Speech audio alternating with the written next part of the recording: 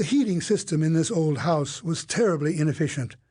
The first floor was an icebox, the third floor a furnace. Constance gave a little start and fumbled at the buttons of her wool cardigan, muttering "better off" and "sweater off" as she did so. Already composing another poem, Reynie realized with chagrin. Her last one had featured a dull goon named Muldoon. Reynie turned away and began to pace. What should he do? He knew that Rhonda Kazembe, the administrator of this disagreeable little exercise, would soon return to ask if they'd made up their minds. Evidently their friends, Sticky and Kate, locked in a room down the hall, had settled on their own team's decision right away, and now were only waiting for Reynie and Constance. At least that's what Rhonda had said when she checked on them last. For all he knew, she might not have been telling the truth. That might be part of the exercise. It certainly wouldn't have been their first lesson to contain a hidden twist. Under Rhonda's direction, the children had participated in many curious activities designed to engage their interest and their unusual gifts. Gone were the days of studying in actual classrooms.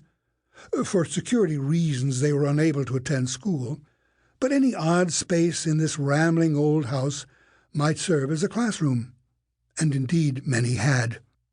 But this was the first time they had been locked up in the holding rooms, and it was the first exercise in which their choices could result in real and really unpleasant consequences.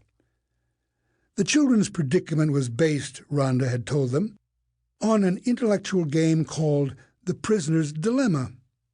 Sticky, naturally, had read all about it, and at Rhonda's prompting, he had explained the premise to his friends. There are thousands of variations, Sticky had said, and no doubt he knew them all, but it's often set up like this. 2 criminals are arrested, but the police lack evidence for a major conviction. So they put the prisoners in separate rooms and offer each one the same deal. If one prisoner betrays his friend and testifies against him, while the other prisoner remains silent, the traitor goes free and his partner receives a 10-year prison sentence.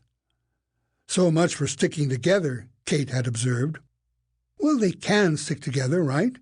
They can both remain silent, but if they do that, then both are sentenced to 6 months in jail for a minor charge. So both get punished, although it's a relatively light punishment considering the alternatives.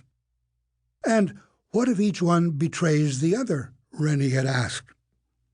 Then they both receive 5-year sentences. Not good, obviously, but much better than 10.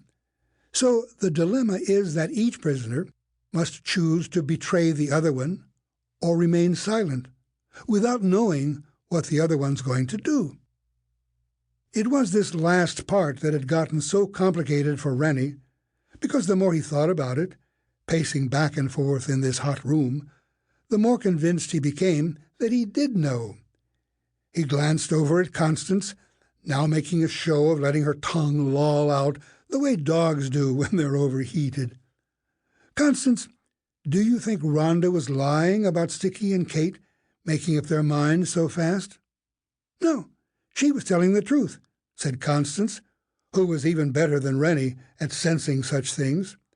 If she was paying attention, you couldn't always count on that.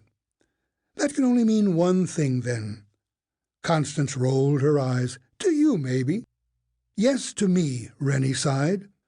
Although in some respects he seemed the most average of boys, with average brown hair and eyes, an average fair complexion, and an average inability to keep his shirt tucked in, Reynie was anything but average when it came to figuring things out.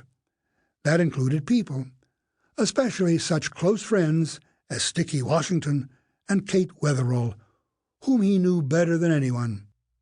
If Sticky and Kate had made their decision so quickly, then it was clear to Reynie what they had decided.